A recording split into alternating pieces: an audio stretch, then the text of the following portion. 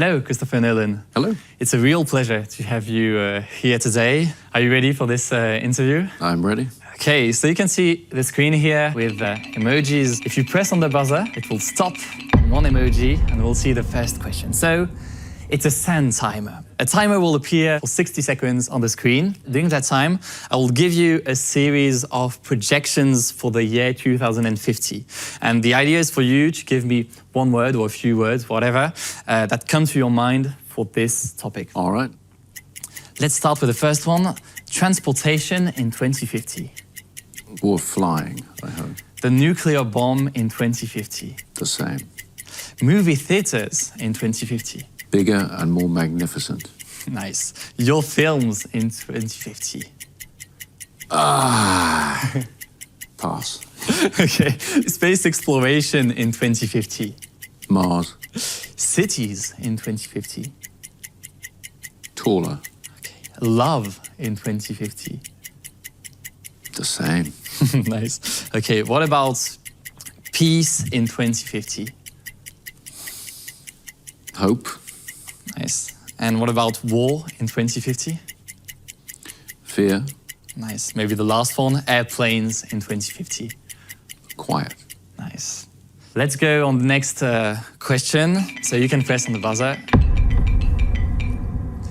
3/4 of 16 to 25-year-olds in 10 countries, both North and South, consider the future to be frightening. Le Monde. This is an article published in Le Monde about 2 years ago. Mm-hmm. Do you find the future terrifying? I find the future in my darkest moments to be frightening. I mean, I grew up in a time of intense focus on nuclear Armageddon. The early 80s in the United Kingdom, there was a lot of concern in pop culture. And, you know, our fear and our relationship that ebbs and flows over time. And I think we're living in a world right now where it's back again on people's minds. But the thing about Oppenheimer, his story, the reason I've made the film that I've made is he changed the world forever. We live in a world of his creation, and that will never go away. And I do find that frightening when you look out at an expanding timeline of danger and threat. So Oppenheimer, of course, we'll talk about it, created the nuclear bomb for the United States. If Oppenheimer had not created the nuclear bomb, would the world be better off today? The world would certainly be better off without the threat of nuclear weapons. One of the interesting things about Oppenheimer's story, about the scientists of the time and the way they interacted with the military on this program is, to them, atomic energy was a simple fact of life. It was a discovery. And so there was no way to suppress it. There was no way to keep it secret. They viewed it as information, as part of nature. And in that sense, the power of the atom, whether for peaceful purposes in the creation of energy and so forth, or all the positive uses of quantum theory and atomic physics, or as a weapon of mass destruction, to them these things were inevitable. But I think were there a world in which this didn't exist, it would certainly be better off. But of course, Edward Teller, the inventor of the hydrogen bomb, who's portrayed in the film by Benny Safdie, you know, to him the sun is the original hydrogen bomb. And so to them, as I say, it was a fact of nature. And many of your popular films raise the question of a threat to humanity. You've seen Tenet, Interstellar, Oppenheimer, of course. What does that say about us, as they are very popular films, but also maybe about you? Well, I think as a filmmaker, we look for the most dramatic stories. And so in popular culture, in the language of cinema, whether you go back to the James Bond films of the 60s, which dealt with nuclear tensions and the Cold War, this kind of thing, filmmakers are always looking for the ultimate threat to our survival, the thing that we can be the most frightened of and that the hero can rescue us from. What I first learned about Oppenheimer's story that really grabbed me was that there was this moment where he and his fellow scientists on the Manhattan Project could not eliminate the potential of a chain reaction from that first test that would destroy the entire world. And yet they pushed the button. And, you know, to me, those are the highest stakes I've ever heard of for a movie that's, you know, a very, very dramatic situation. Yeah. We can put the emojis again. You can press on the buzzer when you want. and it's popcorn. My team and I had fun asking an AI, ChatGPT, to come up with the title and synopsis of a movie in the style of Christopher Nolan. We'll see what that means. Nexus, in a futuristic society controlled by artificial intelligence. That's a very vain for an artificial intelligence to come up with. A rebellious hacker discovers the existence of a secret network that links all human minds, the Nexus, as he plunges into this complex virtual world. Illusion and reality merge, putting his life and the fate of humanity at risk.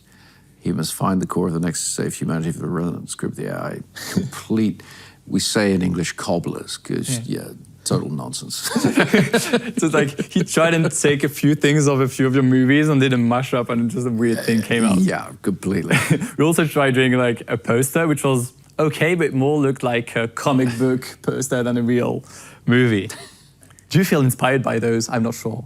Not massively inspired, no. Other than, I mean, AI, it's an issue that, as a Writers Guild member, my union is dealing with right now. And I talk to a lot of AI researchers these days, and right now, they see this moment in time as their Oppenheimer moment. They refer to it as that because they're looking to his story to say, okay, we're about to unleash this very powerful technology on the world, and what about the unintended consequences? What do we do about that? But what I find encouraging about the uses of AI in the artistic realm is, I think they're going to be powerful tools, but ultimately, there's no replacing human creativity. And these models and the way in which they process information, they're all based on human creativity from the past. So there is human creativity here. And also, that's something in Oppenheimer, of course. You chose to not use CGI. Yes. Is there a risk that using highly advanced technologies, such as AI, for example, takes away the substance of art? I don't think so. I think any tool, my choice to not use computer graphics to represent the Trinity test was really a mechanical one. It's an artistic choice because I feel that computer graphics, incredibly sophisticated and versatile that they are, and extraordinary work has been done with them, they tend to feel a little safe to me. They tend to play more in the world of animation, and so it's difficult to get threat from them, particularly in a film where the rest of the tone is very realistic, very textured.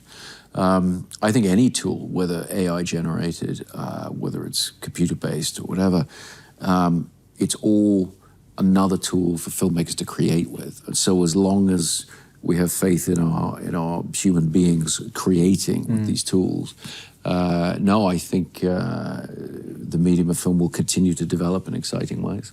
Interesting. And in the movie Inception, the human brain reconstructs worlds almost perfectly in our dreams, to the point where we can no longer distinguish, of course, between reality and the dream. Do you think that one day AI could soon reach this level of creativity or a capacity to duplicate things and completely blur the boundaries between what's real and what's not? I personally don't think so. Doesn't mean that it's not a danger worth considering or an interesting idea worth considering. But I think if you look at the realm of visual effects, for example, when I first started using visual effects, everything was about simulation. Everything was about the idea that through computer graphics, through ray tracing, you could perfectly simulate an environment. And ultimately that hit a limit. And now the approach is slightly different. The approach is more photographic. It's more photographic textures, mapping them onto shapes, using the complexity of the world and our ability to capture it using cameras. And so you do see areas where, even though there's a theoretical possibility of infinite progression, in some areas there is a limit that's reached because the real world is, by definition, infinitely complex. The real world has no limitations. And so any digital simulation or technology that simulates, eventually it always hits a particular limitation. Sure. We can see the next question. You can press on the buzzer again. Okay, it stops on a bluebird, so it's probably tweets behind. My life is like a Christopher Nolan movie. I don't really understand what's going on.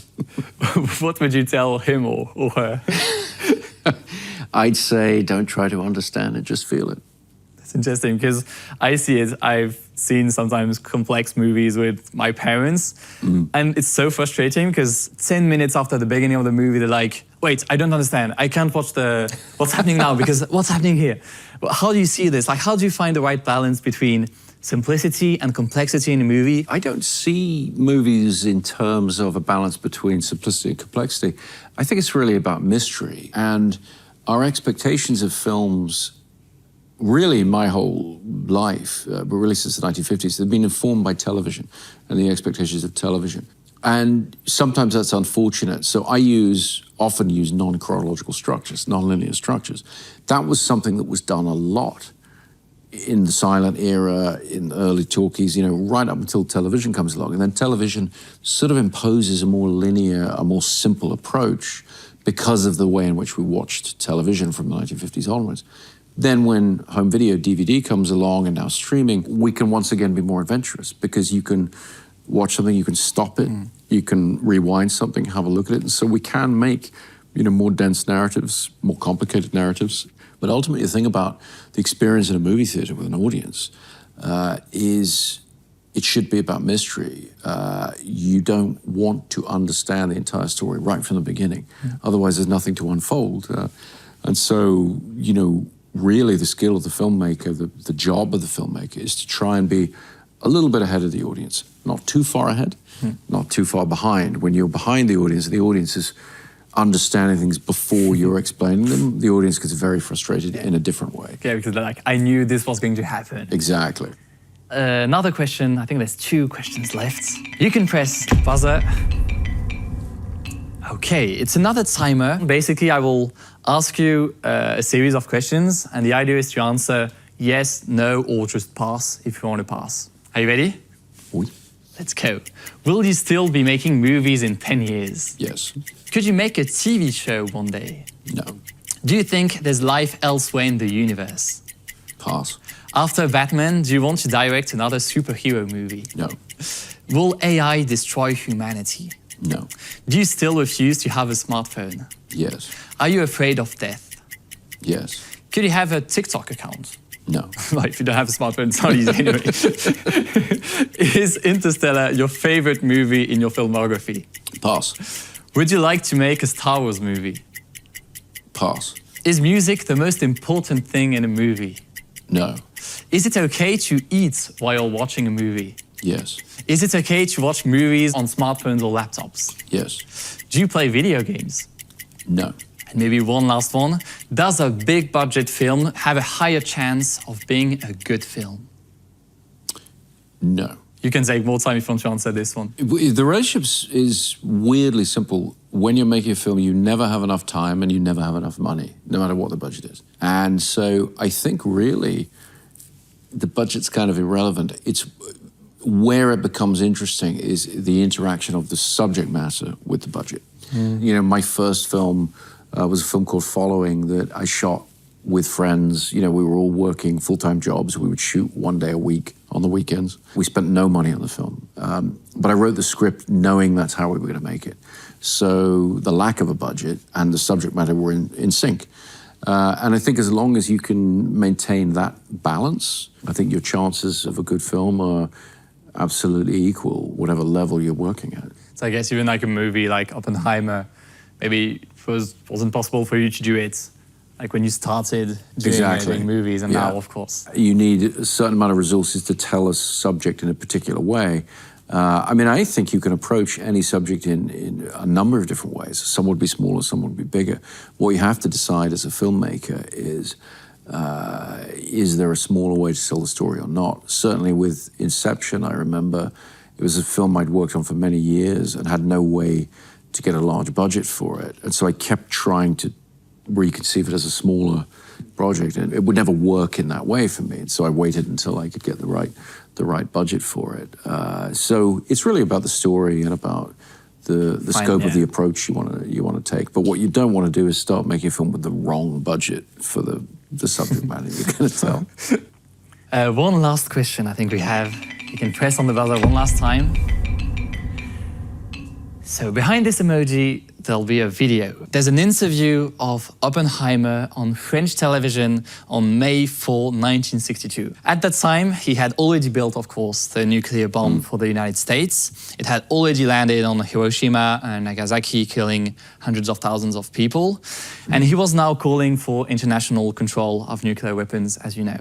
So journalist here, Etienne Laloux, asked him a question about the fate of humanity, and you can see his answer. Docteur Oppenheimer, beaucoup de gens pensent qu'en trouvant le moyen de désintégrer la matière, l'homme a découvert un secret qui le dépasse et qu'il est en train de creuser son propre tombeau. Qu'en pensez-vous, vous? C'est bien possible.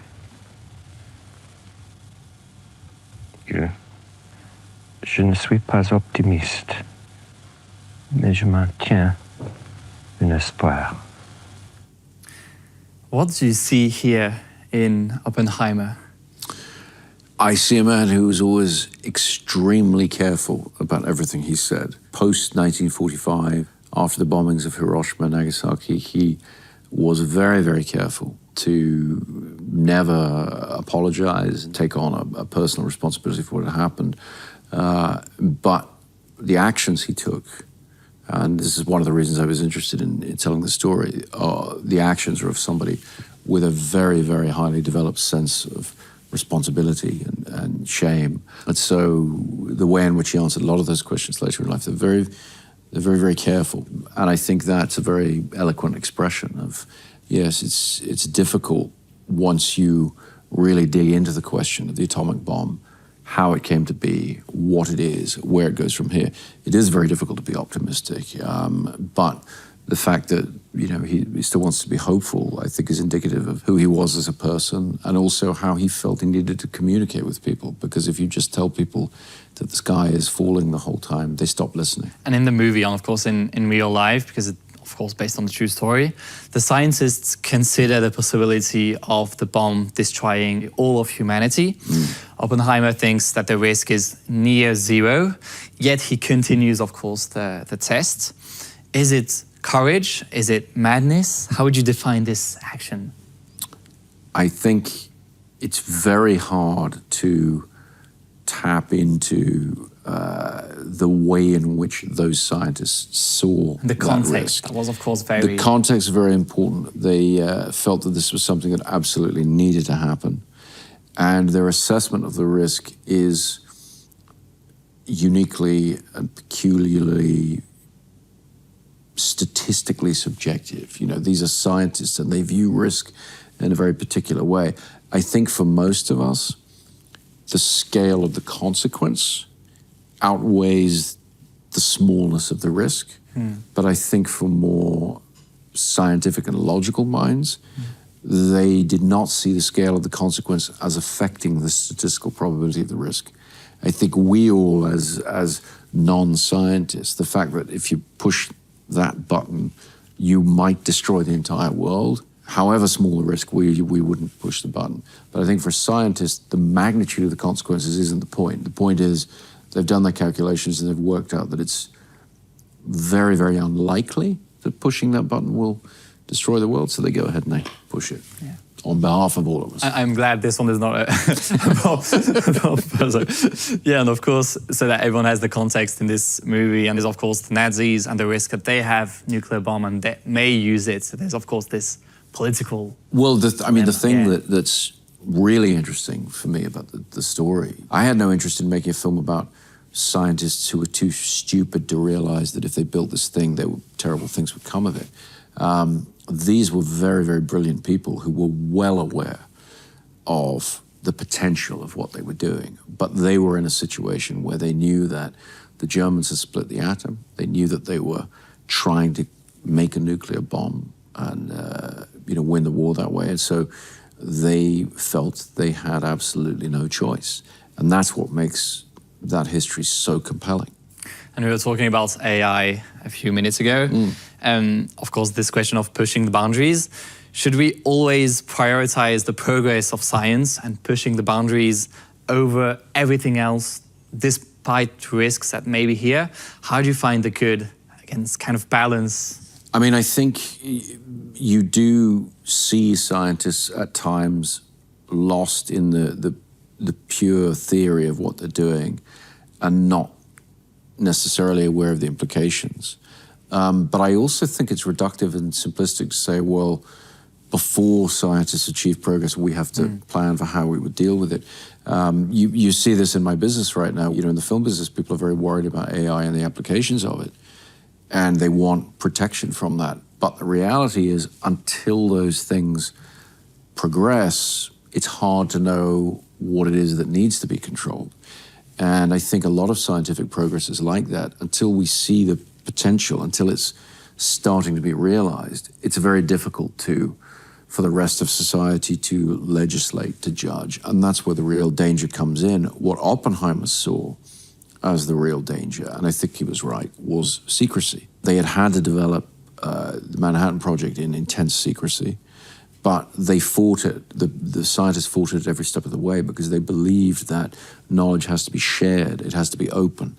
And in that way, both the dangers and the advantages could be shared by all and could be managed by all. And I think applied to most examples of what you're asking about, what he referred to as candor, as openness, is actually essential. It's also something we see in the movie. He's looking for peace, and it may seem, of course, paradoxical with the story we know of Oppenheimer, but he's claiming he wants peace, and at the same time, of course, building this, what may be a threat, and is a threat, of course, Yes. and so it's a whole ethic. Well, he was one of the first people he didn't refer to it as mutually assured destruction, but he was one of the first people, he and Niels Bohr, to start exploring and articulating the idea that with weapons so powerful, the type of war we'd seen in World War II and World War I becomes impractical and unthinkable.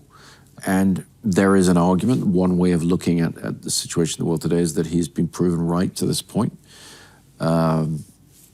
I don't know. There are no easy answers to the questions that his story raises. I think the movie was amazing to address those issues, and I want to read the biography now and continue learning about him. Thank you so much, Christopher Nolan, for taking the time today, and have fun in Paris today. Thank you so much. Thank you very much. Thank you. Thank you.